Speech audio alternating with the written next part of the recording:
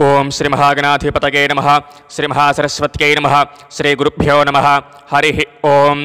अथ श्री सुब्रह्मण्य शरणागतिगद्यम्।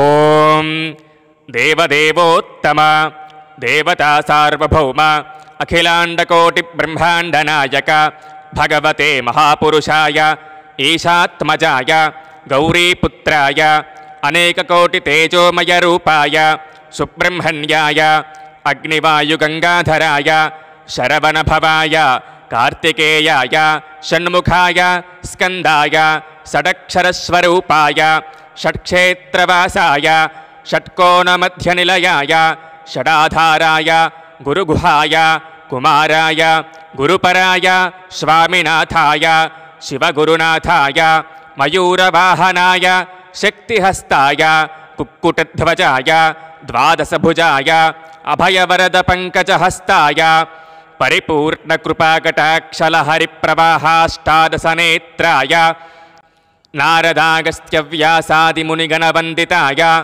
सकलदेवसेनासमूहपरिवृताय सर्वलोकशरण्याय शूरपद्मतारकसिंहमुखक्रौञ्चासुरादिदमनाय भक्तपरिपालकाय सुरराजवन्दिताय देवसेनामनोहराय नम्बिराजवन्द्याय सुन्दरवल्लीवाञ्छितार्थमनमोहनाय योगाय योगाधिपतये शान्ताय शान्तरूपिणे शिवाय शिवनन्दनाय षष्ठिप्रियाय सर्वज्ञानहृदयाय शक्तिहस्ताय कुक्कुटध्वजाय मयूरगमनाय मणिगणभूषिताय घुमघुममालाभूषणाय चन्दनविभूतिकुङ्कुमतिलकरुद्राक्षभूषिताय भक्ततापनिवारकाय भक्ताभीष्टप्रदाय भक्तानन्दकराय भक्ताह्लादकराय भक्तयोगक्षेमवहनाय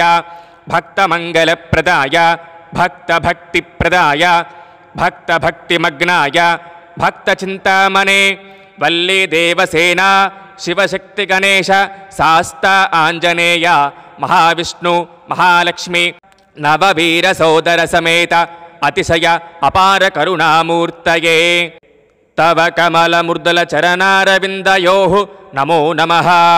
श्री श्री सुब्रह्मण्य स्वामिन् विजयी भव जय विजयी भव इति श्री सुब्रह्मण्य शरणागतिगद्यं सम्पूर्णं।